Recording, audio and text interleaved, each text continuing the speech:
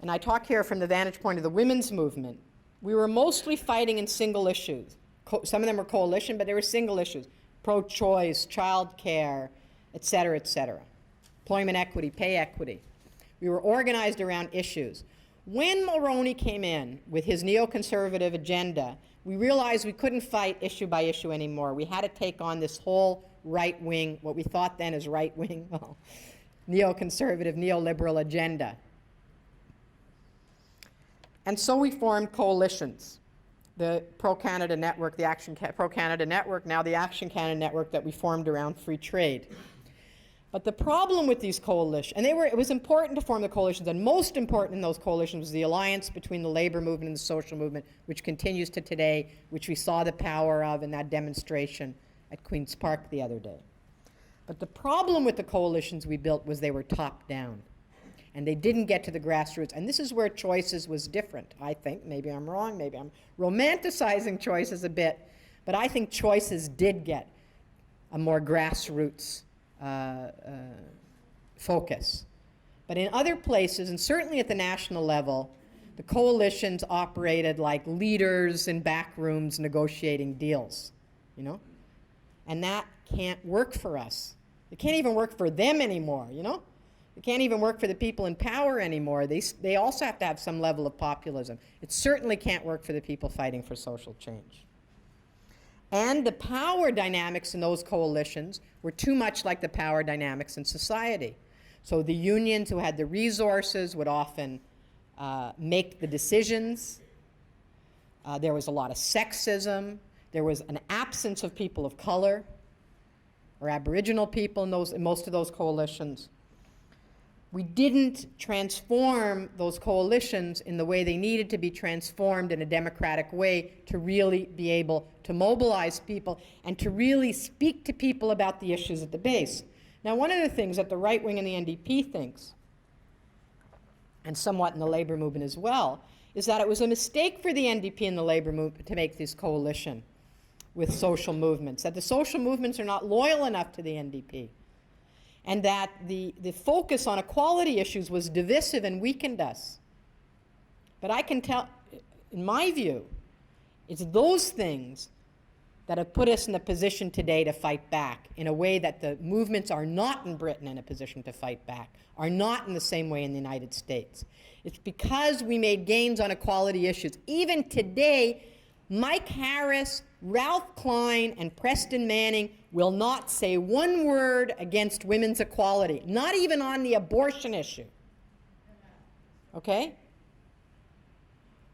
Mike Harris says, we support pay equity. Yeah, right. But he says that. Why? Because of the power of the equality movements, and particularly the women's movement. He can't get away with he can get away with attacking quote-unquote special interest groups, but he can't get away with attacking us on women's issues because of the strength of those movements and movements inside, outside the labor movement. So the strength of the social movements and the alliance between the social movements and the labor movement is what puts us in a position to fight back now if we learn from some of our mistakes. So coming from what I say, first of all, we have to have alternatives, and this is where I think Choices has blazed the way for us. The left for a long time said the deficit's not a problem. This is not true. The deficit is a problem. It's not social spending that's the problem. But, you know, we can go back to the early days of Tommy Douglas, who never wanted to have, you know, owe the banks money. Like, we don't want to owe the banks money. We don't want to owe international investors money either. We're not obsessed with it. Balanced budgets aren't necessary. But to have 30%, 40% of your budget going to pay interest is crazy.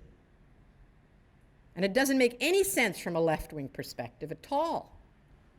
And so when Choices, and Choices was the first to do it, I think, in the country, did their first alternate provincial budget and actually produced a budget which not only protected but expanded social programs and reduced the deficit, I think that started to show us the way forward. And then the rest of the left slowly started to come around in the last 2 years and started to have debates about the deficit and what the problem was in the economy. And I think we're getting to a point now, we're just, you know, where we really have some grasp economically of what an alternative would be at the international level, because you've got to deal with speculative capital, you've got to deal with the unbridled power of multinational corporations at the international level, with the unaccountability of World Bank and IMF and other international institutions that are having an enormous impact on all of our lives. We have to call for those to be democratized. These are some of the things we talked to in Wairau. Things like the Tobin tax and other things at the international level. Getting the Bank of Canada, challenging this idea that government can't have any impact on the Bank of Canada. All progressive taxation. And this is another point I want to say about the weakness, is the tax issue. Now, if you remember, those of you that remember, who was it who first organized against the GST? Was it the Reform Party? Was it the Fair Tax Commission? No, it was us who organized against the GST. Okay? How did we give them the tax issue? How did that happen? It was the Ontario government that set up a Fair Tax Commission to restructure the tax system and then dropped it like a hot potato. And that was another mistake. Sorry, I forgot that one. Okay, so developing the alternatives. But in developing the alternatives, we have to stop just defending the status quo, and this gets to tough stuff. The healthcare system is a good system in the sense that we all have public healthcare. We don't have to pay money. That's how it's good. The rest of it is not that good. Okay? Especially from a woman's point of view, but from anyone's point of view. High-tech, doctor-controlled medicine is not good for people.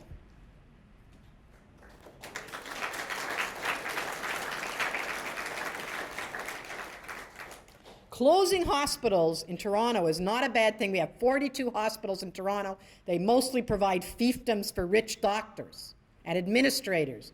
By the way, if you want to look at who's making a lot of money and who really is, I hate this word, but sucking at the teat of the public, look at hospital administrators making $250,000, $300,000 a year on public money, not welfare mothers who are making $1,000 a month.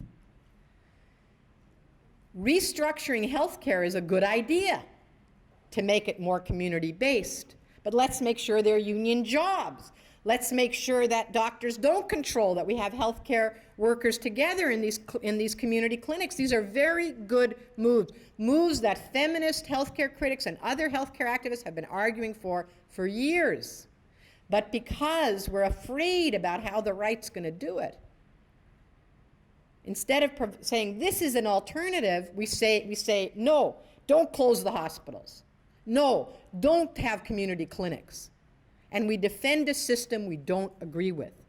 Similarly with welfare and UI. The UI system, first of all, Mulroney's cut it back unbelievably already. But, it's been a long time since I went on unemployment insurance. But the memory of going into the UI office is burned in my memory, okay? How degraded I felt in that experience, and it's 1,000 times worse getting welfare. We don't agree with the way these things are organized. The workers in those systems don't agree with the way they're organized, and they know how to reorganize so that they're more community-based, they're more, et cetera. A guaranteed annual income, which has become a dirty word on the left, and Jean Swanson, who'll be here tomorrow, disagrees with me on this. But why do we have what many poor people in Ontario call a poverty industry? You know what proportion of welfare payments go to pay agencies and bureaucrats and don't go into the pockets of poor people, so that those agencies and bureaucrats can police the poor people, and we're supporting that? Why shouldn't poor people just get a check at home? Why should somebody have to watch them and monitor them and so on? Why do we support that?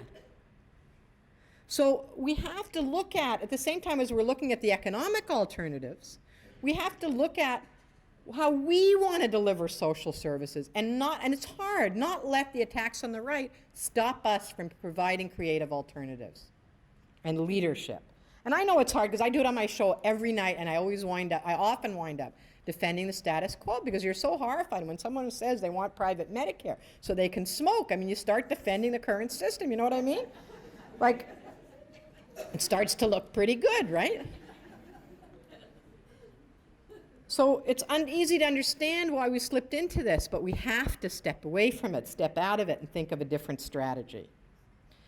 The other thing is organizing. Now, we've gotten to a point, and again, choices is different here, but in Toronto, and at the national level, we got to the point where our idea of organizing is to call a press conference, okay? And then our idea of success is whether we got on one channel or three channels or one paper or two paper, whether we made the front page or the back page, whether it's buried or it didn't appear at all. And you can't, there was a period where you could do things just through the media. I mean, NAC ran a campaign on refugee women. That was a media campaign. I mean, there had been women doing petitions, but basically that campaign to make violence against women a basis of refugee status was a media campaign. It worked, it worked. It was just good timing and made sense, and now the UN's adopted it. Like I tell you, then that was one that you could do. 3 years ago, we did it at a press conference, and everybody says, oh, Judy Rebick, she's gone too far this time. She wants to open the doors to abused women. This is crazy, blah, blah, blah. And 2 years, 3 years later, it's now been adopted by the UN.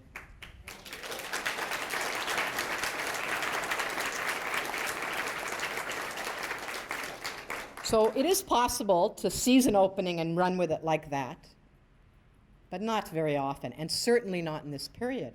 And so when we got shut out of the media, which we have in the last year especially, when the media is turned against us, when the campaign against special interest groups, which the Reform Party and the Tories waged, actually started to have more of an impact on the media, and now even Paul Martin's talking about it, he's not going to let those special interest groups stop him from savaging Canada.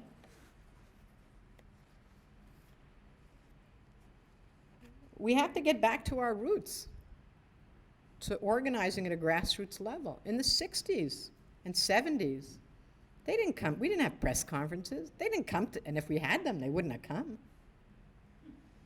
The only way they'd ever come was when we showed we had some power at a grassroots level. And that's like that demonstration at Queen's Park. Why was the media coverage of that positive? And it was positive because the media went there and they didn't see people like me that they see everywhere.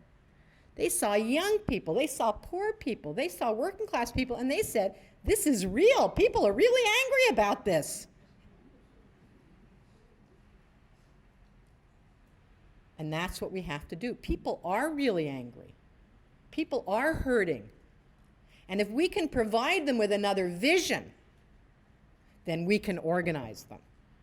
We can organize them to fight back. I don't believe that people in this country have become mean-spirited and vicious like Mike Harris and David Frum are. I really don't believe that. I've traveled coast to coast in this country, and I see people, not just people like you who are leftists, but when I was president of NAC, I met all kinds of people. And there is an ethic in Canada. There's always been of sharing. There's been a collective ethic in Canada that's different than the United States, where people believe that just because you live in Newfoundland, you shouldn't be so much poorer than someone who lives in Ontario. That people believe that people who are doing better should share with people who are doing worse. And I want to leave you with two thoughts. The first one is a vector poll, which asks the question, would you be willing to pay more taxes for specific things? 74% of people said they'd be prepared to pay more taxes to feed and provide medical care to poor kids. This is a recent poll.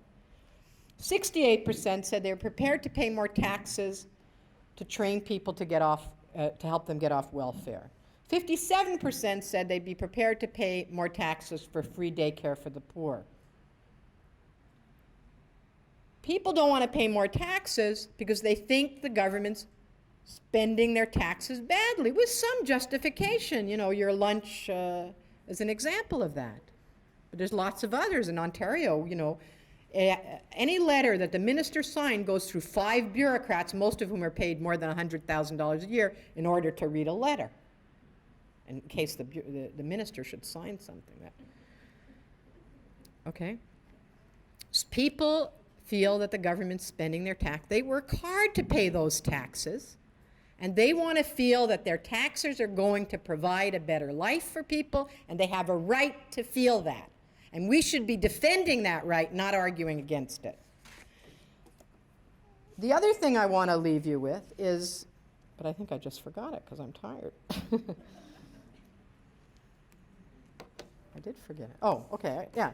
On my show, we have a level playing field. It's the only place in Canada, but we do, actually. You know, the right and the left are equal. I mean, we get equal time. There's 2 of us and 2 of them. And I can tell you, of course, I'm very objective about this, that most of the time we win the arguments.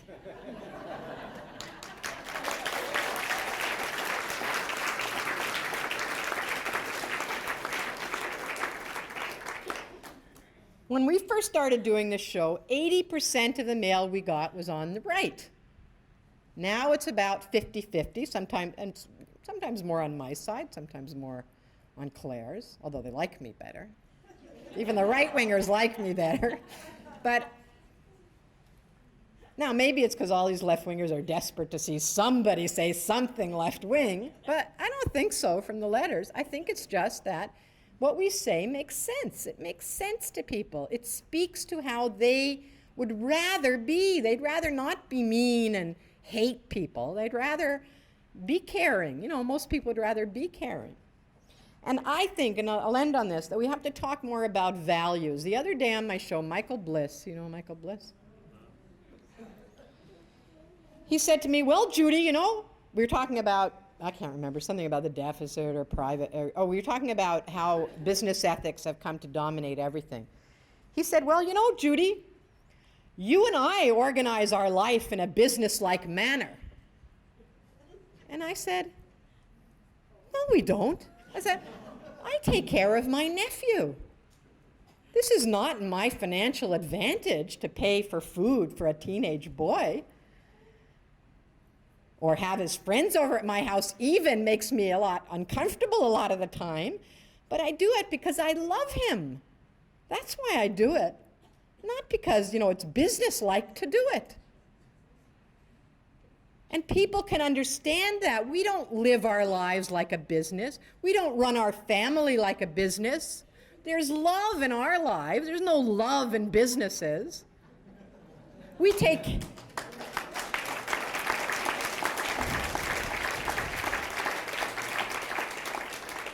care of each other, our families and our friends. Businesses are there for one sole purpose, which is to make a profit.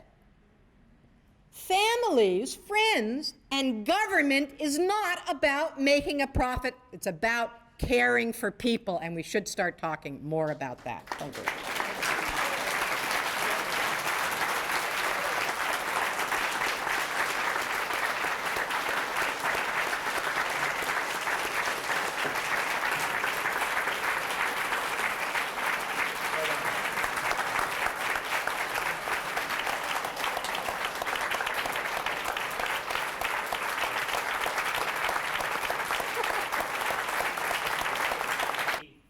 Shining lights, and surely one of them is Judy Rebick, as you have seen tonight.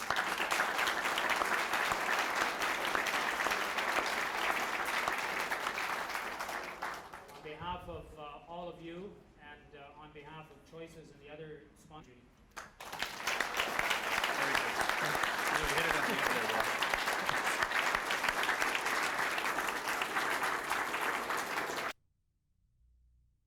and it's going to be a real support to me. I'll tell you all about it.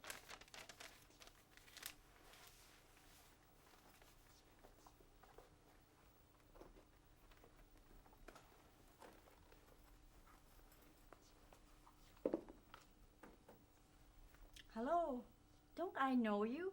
Are you Serena Ray? Yeah. It's me, Carol Pantawang. Oh, Carol! What a small world. How have you been? I'm fine. How about you? Oh, I'm good. I just arrived here. Oh, sorry. You look great. Maybe I'm too long.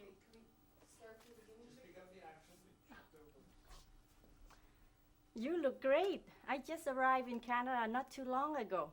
How about you? Oh, a long time ago. Maybe 10 years ago. No, 15 years ago. I live in Lindenwoods. Do you know Lindenwoods? A lot of rich people live there. Oh, because I just arrived. I can't go anywhere, because of the winter. It's so cold and snowy. Yeah, I see you don't have boots. Yeah, I'm kind of looking for a job right now. It's very difficult for me. Oh, don't worry. I work at a big factory, and I'm a supervisor there. I can help you. Oh, I'm lucky. When can I apply for a job? Today's Friday.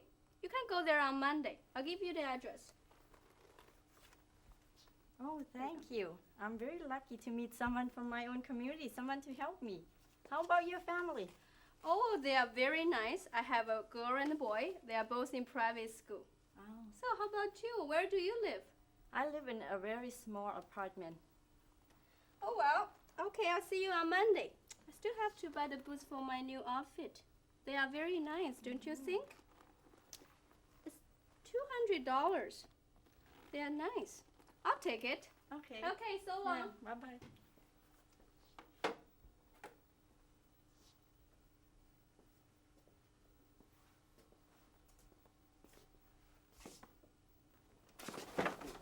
I'm sorry. Hi. Hi. I think I know you. I've seen you a couple of times at the unemployment office. Did you get a job? No, every day I go there. I don't find anything. Some jobs are far from here, and I don't have a car or bus money. I know what you mean. And I can't ride my bicycle in the snow. Not in winter. I was on my way to the unemployment office this morning. Yeah? But I just met someone. Oh. She gave me an address. She's a supervisor in a big factory. Wow. I'm really excited. I hope I get a job. If you get a job, could you please call me? Maybe I could get a job there too. Mm-hmm. This is my phone number. Could you please sit down? So, call me. I remember. I have seen you several times at the unemployment office. Exactly. Yeah, if I get a job, I'll ask her to help you too. She promised me a good job. I'm really excited. I hope I get a job on Monday. If you get, don't forget to phone me. Yes, she promised me a good job. Take it from yesterday, stand up. Can we sit down on the chair? Sit down quickly and start again. Keep going, take it from down. So please,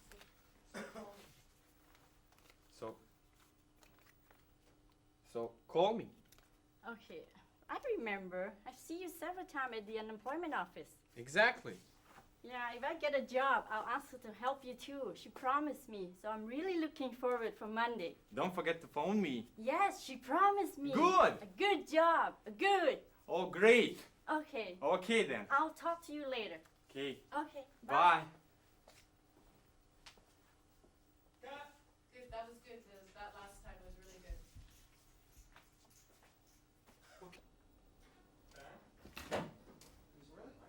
Yeah, Cliff likes to.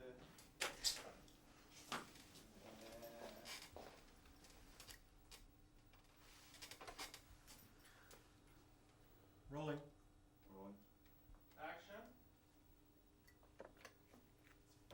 No, wait, Rose, sorry. Kale comes on first. Oh, we start the whole Yeah. thing together. Sorry.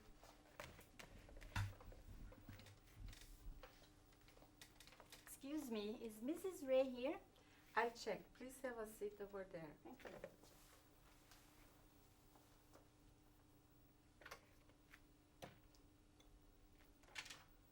Yes? Hello, Miss Ray. There is a woman named Carol here to see you. Oh, tell her I'm not here. No, tell her I'm in a meeting. She wants a job, but I can't help her. If I help her, my own boss will say, you just give me trouble. So if I help her, she'll be my problem. I'd better leave her alone. She's not so bad, but she doesn't speak English. Oh, give her application form now. That will make her feel better. Miss, your application form.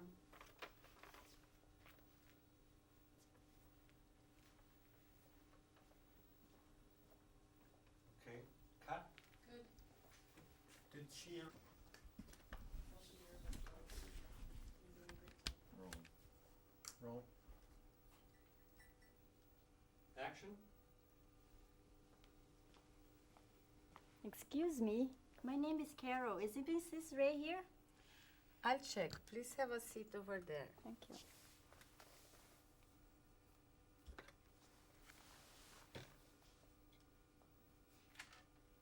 Yes? Hello, Miss Ray. There is a woman named Carol here to see you. Oh, Carol. Oh, tell her I'm not here. Tell her I'm in a meeting. She wants a job, but I can't help her. If I help her, my boss will say, you just give me trouble. So if I help her, she'll be my problem. I'd better leave her alone. She's not so bad, but she doesn't speak English. Oh, give her an application form. That'll make her feel better now. Fine. Miss, your application form.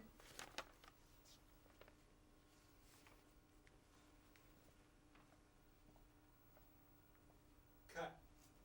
Good. Seemed to work from my angle over here. Okay. Okay, camera's rolling. Rolling.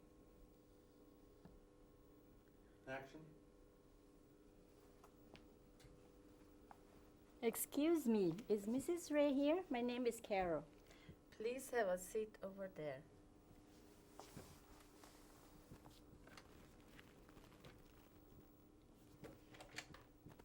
Yes? Hello, Miss Ray. There is a woman named Carol here to see you. Oh, tell her I'm not here. No, tell her I'm in a meeting.